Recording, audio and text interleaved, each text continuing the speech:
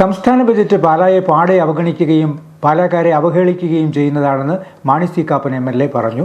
MLA എന്ന നിലയിൽ സമർപ്പിച്ച 20 പ്രൊപ്പോസലുകളിൽ ഒരെണ്ണം മാത്രമാണ് അംഗീകരിച്ചത്. ഭരണത്തിന്റെ സ്വാധീനമുള്ളവർ വികസനത്തിന് തുരങ്കം വയ്ക്കുകയാണെന്നും മാണി സി കാപ്പൻ പറഞ്ഞു. സംസ്ഥാന ബജറ്റിൽ ജനപ്രതിനിധി എന്ന നിലയിൽ സമർപ്പിച്ച 20 പ്രൊപ്പോസലുകളിൽ ഒരെണ്ണത്തിന് 5 കോടി രൂപ അനുവദിച്ചതല്ലാതെ ബാക്കിയെല്ലാം പാടെ നിരസിക്കുകയായിരുന്നുവെന്ന് മാണി സി കാപ്പൻ പറഞ്ഞു. ഭരണത്തിൽ സ്വാധീനമുള്ളവർ വികസനത്തിന് തുരങ്കം വയ്ക്കുന്നുവെന്ന തന്റെ നിലപാടിനെ സാധൂകരിക്കുന്നതാണ് നിയോജകമണ്ഡലത്തിലെ വികസന കാര്യങ്ങളിൽ തെരഞ്ഞെടുക്കപ്പെട്ട ജനപ്രതിനിധിയെ ഒഴിവാക്കുന്നതെന്നും അദ്ദേഹം പറഞ്ഞു. KN ബാലഗോപാൽ ധനകാര്യമന്ത്രി അവതരിപ്പിച്ച ബഡ്ജറ്റ് പാലായെ സംബന്ധിച്ച് തീർത്തും നിരാശാജനകമാണ്. നമ്മൾ പല പ്രൊപ്പോസൽസ് കൊടുത്തിരുന്നു. ഒന്ന്, ബൈപ്പാസ് റോഡ് പൂർത്തിയാക്കാൻ മരിയൻ സെൻറ്റർ അവിടെ 5 കോടി രൂപ അനുവദിക്കണമെന്ന് പറഞ്ഞു. അത് മാത്രമാണ് നമ്മൾ കൊടുത്ത പ്രൊപ്പോസലിൽ അനുവദിച്ചിട്ടുള്ളത്. 2, ഈ റിവറി റോഡ് എത്രയോ വർഷങ്ങളായി എത്രയോ കോടി രൂപ മുടക്കി കിടക്കുന്നു. അത് പൂർത്തിയാക്കാൻ 2 കോടി രൂപ ഉണ്ടെന്ന് തന്നിട്ടില്ല. ഇല്ലിക്കല്ലും ഇലവിഴ പൂജയും 2 ടൂറിസ്റ്റ് ഡെസ്റ്റിനേഷൻസാണ്.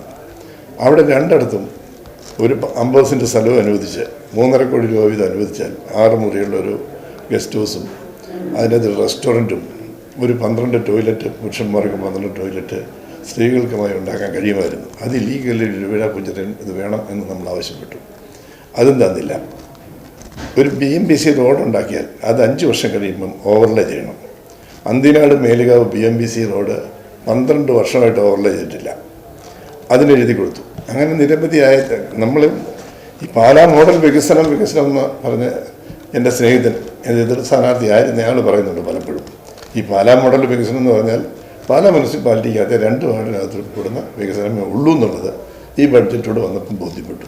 താൻ സമർപ്പിച്ച ബജറ്റ് നിർദ്ദേശങ്ങൾ ഒഴിവാക്കി ജനറൽ ആശുപത്രി ഓങ്കോളജി ബ്ലോക്കിന് 20 കോടി രൂപ അനുവദിച്ചത് സ്വാഗതാർഹമാണെങ്കിലും സ്ഥലപരിമിതി മൂലം വീർപ്പുമുട്ടുന്ന ആശുപത്രി കോമ്പൗണ്ടിൽ പുതിയ കെട്ടിടം പണിയാൻ ബുദ്ധിമുട്ടായിരിക്കും. ഇതുകൊണ്ട് കെട്ടിടം മാറ്റിപ്പണിയണമെന്നും അദ്ദേഹം പറഞ്ഞു. നിരവധി ആളുകൾ നിത്യേന വന്നു പോകുന്ന ആശുപത്രിയിൽ റേഡിയേഷൻ സൗകര്യമില്ല.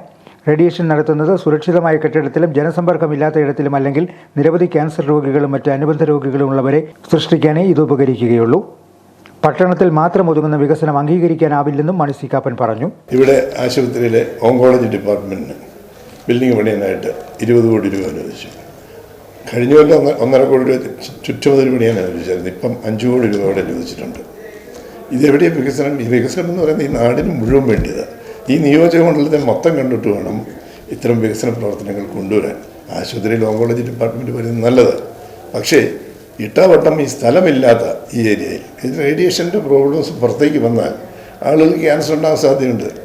ഇത് മറ്റെവിടെയെങ്കിലും കുറച്ചുകൂടെ മാറിയൊരു സ്ഥലമെടുത്ത് അതിന് മാർസിവ മെഡിസിറ്റിയിൽ ഇപ്പം ഇത് വന്നിട്ടുണ്ട് ഓങ്കോളജി ഡിപ്പാർട്ട്മെൻറ്റ് 8 അടി വീതിയിലെ ഒരു ഭിത്തി. അതിനകത്ത് കോൺട്രാക്ടറോട് ഞാൻ സംസാരിച്ചു. ഇപ്പോൾ അയാൾ പറഞ്ഞു ഇതിൻ്റെ സിമെൻറ്റ്, മണ്ണ്, മെറ്റല് ഇതിൻ്റെ അനുപാതത്തിൽ വ്യത്യാസമുണ്ട്. സിമെൻറ്റ് കൂടുതലായിരിക്കണം. കാരണം ഇതിൻ്റെ റേഡിയേഷൻ്റെ ഈ സംഭവം നടക്കുന്ന സമയത്ത് ഇത് പുറത്തേക്ക് പോയാൽ മറ്റാളുകളിലേക്ക് ഇത് പകരും. അത് ഈ ടൗണിൽ നിന്ന് കൊണ്ടുവന്നിട്ട് ഈ സാധനം സ്ഥാപിച്ചിരിക്കുക. എന്തിനാണ് ഇത് ചെയ്തത്, ആർക്കു വേണ്ടി ഇങ്ങനെ ചെയ്തതെന്നുള്ളത് എനിക്ക് മനസ്സിലാകുന്നില്ല. ഇതിൽ 25 കോടി രൂപ ഇപ്പോൾ ഇവിടെ അനുവദിച്ചിട്ട് കിട്ടിയിട്ടുണ്ട്. നല്ല കാര്യം, നടന്നോട്ടെ. ആശുപത്രിയിൽ ഓങ്കോളജി ഡിപ്പാർട്ട്മെൻറ്റ് നല്ല കാര്യം. പക്ഷേ അത് കൂടെ കുറച്ചുകൂടെ പ്ലാനിങ്ങോടുകൂടി കുറച്ചുകൂടെ ദൂരേക്ക് മാറ്റി സ്ഥലമെടുത്ത് എവിടെയെങ്കിലും ചെയ്യേണ്ടിയിരുന്ന സാധനം, അതിനും KM മാണി മെമ്മോറിയൽ പേരിട്ടോട്ടെ, വിരോധമില്ല. പക്ഷെ അങ്ങനെ ചെയ്യേണ്ടിയിരുന്ന സാധനം ഇവിടെ തന്നെ കൊണ്ടുവച്ചിരിക്കുക. ഇതുകൊണ്ട് ഭാവി ദൂഷ്യമുണ്ടാവും എന്നെനിക്ക് വ്യക്തമായി അറിയാം. ഇനി ഇത് സെൻട്രൽ ഗവൺമെൻറ് ഒരു ഇൻസ്പെക്ഷൻ ടീം വരും. ഇതെല്ലാം പണിത് വെച്ചാലും ആ ടീം ഇത് അപ്രൂവ് ചെയ്തില്ലെങ്കിൽ ഇവിടെ തുടങ്ങാൻ പറ്റത്തില്ല.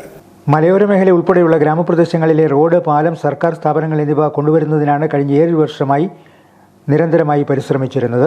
അതിന് തുരങ്കം വയ്ക്കുന്നത് നാടിൻ്റെ ശാപമാണെന്നും മാണി സി കാപ്പൻ അഭിപ്രായപ്പെട്ടു. KM മാണി പദ്ധതിയിട്ട് അരുണാപുരം റെഗുലേറ്റർ കം ബ്രിഡ്ജ് പണി ആരംഭിക്കാതെ താൻ ഇനി സബ്ജക്ട് കമ്മിറ്റിയിൽ പങ്കെടുക്കില്ലെന്ന് ജലവിഭവ വകുപ്പ് മന്ത്രി റോഷി അഗസ്റ്റിനെ നേരിട്ട് അറിയിച്ചതാണ്. ബൈപ്പാസ് റോഡ് നാളിതുവരെ പൂർത്തീകരിക്കാൻ നടപടി സ്വീകരിക്കാത്തതും പ്രതിഷേധാർഹമാണ്. അപ്രോച്ച് റോഡില്ലാത്ത പണിത കളരിയാമക്കൽ പാലത്തിന് ഇനിയും ശാപമോക്ഷമാകാത്തതും നിരാശയുളവാക്കുകയാണ്. ജനറൽ ആശുപത്രിയുടെ ചുറ്റുമതിൽ നിർമ്മാണത്തിന് കഴിഞ്ഞ ബജറ്റിൽ 1.5 കോടി രൂപ അനുവദിച്ചത് ചെലവഴിക്കാതെ വീണ്ടും 5 കോടി രൂപ അനുവദിച്ചത് പ്രഹസനമാണെന്നും മീനച്ചിൽ റിവർ വാലി പ്രോജക്റ്റിനായി 250 കോടി രൂപ നാളിതുവരെ ചെലവഴിച്ചിട്ട് ഒരു തുള്ളി വെള്ളം പോലും മീനച്ചിലാറ്റിലൂടെ ഒഴുക്കാൻ കഴിഞ്ഞിട്ടില്ലെന്നും മാണി സി കാപ്പൻ പറഞ്ഞു. കടവൂർ പാലവും നമ്മൾ എഴുതി കൊടുത്ത ചെയ്തില്ല. അതിൻ്റെ നമ്മളുടെ ഒരു കാര്യം പറഞ്ഞു, ഒരു പാലം ബഡ്ജറ്റിൽ തന്നാൽ നമുക്ക് ചില്ലച്ചി പാലം, ഈ 3 നിലവിൽ തന്നെ ആ ചില്ലച്ചി പാലത്തിന് അപ്രോച്ച് റോഡില്ല. ഇവിടെ അപ്രോച്ച് റോഡില്ലാതെ പാലം പണിത് വെച്ചിട്ട് 14 കൊല്ലമായില്ലേ കളരിയാമാർക്ക് പാലം. അപ്രോച്ച് റോഡ് കിട്ടാത്തതുകൊണ്ട് നമ്മൾ വേണ്ടാന്ന് പറഞ്ഞു. ആ പൈസ ഇങ്ങോട്ട് 3 കോടി 80 ലക്ഷം രൂപ മാറ്റി കൊടുക്കണമെന്ന് നമുക്ക് കൊടുക്കാൻ തയ്യാറായിട്ടില്ല. സെൻട്രൽ ഞാൻ MLA ഫണ്ട് കൊടുത്തു അത് പണിയാൻ. അപ്പോൾ ആ പൈസ പൂർണ്ണമായി PWDയിൽ ഒന്നിച്ചടച്ചെങ്കിലേ അവർ പണിയുള്ളൂ. അപ്പോൾ അതും ആ പ്രോജക്റ്റും പോയി. ഫ്രാൻസിസ് ജോർജിൻ്റെ നേതൃത്വത്തിൽ ഒരു പ്രപ്പോസൽ കൊടുത്തു കേന്ദ്രത്തിൻ്റെ ഫണ്ടിന് വേണ്ടി. അത് 60% SC/ST താമസിക്കുന്ന ഏരിയ ആണെന്ന് ഇവിടുന്ന് സർട്ടിഫൈ ചെയ്തല്ലാതെ കിട്ടുമായിരുന്നു. ആ പേപ്പറും പോയിട്ടില്ല. എന്താ ചെയ്യുന്ന ഒരു പ്രതിപക്ഷത്തുള്ളൊരു MLA ഇരിക്കുന്നതുകൊണ്ട് ഒരു നാട്ടുകാരെ മൊത്തം ഉപദ്രവിച്ചാൽ അതവിടെ വോട്ടായിട്ട് മാറുമെന്ന് ചിന്തിച്ചാൽ അത് വിവരദോഷം എന്നല്ലാതെ തന്നെ പറയാൻ. BMBC നിലവാരത്തിൽ ടാറിംഗ് നടത്തിയ അന്തിനാട് മേലുകാവ് റോഡ് ഓവർലേ ചെയ്യാത്തത് റോഡിന്റെ തകർച്ചയ്ക്ക് കാരണമാകും. ഗ്രാമങ്ങളുടെ വികസനത്തിലൂടെയാണ് യഥാർത്ഥ പുരോഗതി നേടാൻ ആവുന്നതെന്ന തൻ്റെ നിലപാടിന് മാറ്റമില്ല. അതുകൊണ്ട് തന്നെ വിവിധ പഞ്ചായത്തുകളിലേക്ക് ടൂറിസം, വ്യവസായം, പൊതുമരാമത്ത്, കാർഷിക മേഖല തുടങ്ങിയ വിവിധ വകുപ്പുകളിലേക്കായിട്ട് 20 പ്രപ്പോസലുകൾ സമർപ്പിച്ചത്. UDF സർക്കാർ അധികാരത്തിൽ വന്നാൽ 3 വർഷത്തിനകം താൻ സമർപ്പിച്ച 20 പ്രപ്പോസലുകളും നടപ്പാക്കാൻ സാധിക്കുമെന്നും MLA പറഞ്ഞു. വികസന പ്രവർത്തനങ്ങൾ കൊണ്ടുവരണം, അതാവശ്യമാണ്. അത് നാടിനെ ഒന്നായിട്ട് കണ്ടിട്ട് ഏതൊക്കെ മേഖലകളിലേക്ക് ജനോപകാരപ്രദമായ രീതിയിൽ കൊണ്ടുവരാൻ കഴിയുമെന്നുള്ളതാണ്. ഒരു ഫുഡ് പാർക്കും കോൾഡ് സ്റ്റോറേജും ഞാൻ MLA ആയ കാലം മുതൽ പറയുന്നതാണ്. ഇന്ന് വരെ അതിൻ്റെ സ്ഥലം എടുക്കാനായിട്ടുള്ള പരിപാടികളൊക്കെ ആയി, 35 കോടി രൂപ സാങ്ഷൻ ആക്കാനുള്ള തീരുമാനമൊക്കെ ആയി. പക്ഷേ അതും ഫ്രീസറിലോട്ട് വെച്ചു. അരുണാപുരം റെഗുലേറ്റർ കമ്പനി 19 കോടി 87 ലക്ഷം രൂപയ്ക്ക് ടെൻഡർ വിളിക്കാൻ തീരുമാനമായതാണ്. അത് 2020 സബ്ജക്ട് കമ്മിറ്റിയിൽ ഡിസംബർ നടന്ന സബ്ജക്ട് കമ്മിറ്റി പാസ് 21 ഇവിടെ റോഷകൃഷ്ണൻ മന്ത്രിയായിട്ട് വന്നപ്പം അത് ക്യാൻസൽ ചെയ്തു. അപ്പോൾ ഞാൻ പറഞ്ഞു ഞാൻ ഈ സബ്ജക്ട് കമ്മിറ്റി പങ്കെടുക്കില്ല. അതാണ് എൻ്റെ അറ്റൻഡൻസ് എന്ന് പറഞ്ഞവർ ഒട്ടിക്കുന്നത്. അസംബ്ലിയിലെ എൻ്റെ അറ്റൻഡൻസ് നിയമസഭാ സെക്രട്ടറിയുടെ കത്ത് മേടിച്ചിട്ടുണ്ട്. അതിൻ്റെ അറ്റൻഡൻസ് മാർക്ക് ചെയ്ത് അതിനകത്ത് 65% അറ്റൻഡൻസ് ഉണ്ട്. ഇത് ചുമ്മാ വെറുതെ എന്നിട്ടെല്ലാം പറയാം, ആളുകളെ തേജോവധം ചെയ്യുന്ന, അവമാനിക്കുന്ന ഒരു പ്രകൃതിയാണ് പാലക്കാരുടെ. ഒരാളെ മാത്രം ഫോക്കസ് ചെയ്ത് മോശക്കാരനായി കാണിക്കുന്നത്. ഒരാളും മോശക്കാരനായി പെരുമാറിയാൽ ആളുകൾ ഫോക്കസ് ചെയ്തെന്നിരിക്കും. അതിന് കുറ്റം പറഞ്ഞിട്ട് കാര്യമില്ല. നാടിനെ ഒന്നായിട്ട് കാണാൻ കഴിയാത്ത ഒരു രാഷ്ട്രീയക്കാരനല്ല. അതങ്ങനെ കാണണം. ഈ പാലയുടെ വികസനം യാഥാർത്ഥ്യമാക്കണം. അത് അടുത്ത ഗവൺമെൻറ് വരുമ്പോൾ തീർച്ചയായും യാഥാർത്ഥ്യമായിരിക്കും. റബ്ബറിന് 250 രൂപ അടിസ്ഥാന വില പ്രഖ്യാപിക്കാത്തതും ക്ഷേമ പെൻഷനുകൾ വർദ്ധിപ്പിക്കാത്തതും 16,000 അധ്യാപകർക്ക് നിയമനാംഗീകാരം നൽകി ശമ്പളം നൽകാൻ നടപടി സ്വീകരിക്കാത്തതും ഉൾപ്പെടെയുള്ള ജനദ്രോഹ നയങ്ങൾ അവസാനിപ്പിക്കാൻ ബജറ്റിൽ നിർദ്ദേശങ്ങളില്ല. പുതിയ തൊഴിലവസരങ്ങൾ ഉണ്ടാക്കാനും കാർഷിക മേഖലയുടെ പുനരുദ്ധാരണത്തിനും നിർദ്ദേശങ്ങളില്ലാത്ത ബജറ്റ് തെരഞ്ഞെടുപ്പ് മുന്നിൽ കണ്ടുകൊണ്ടുള്ള ഗിമ്മിക് ബജറ്റാണെന്ന് മാണി സി കാപ്പൻ കുറ്റപ്പെടുത്തി. Star vision news, Pala.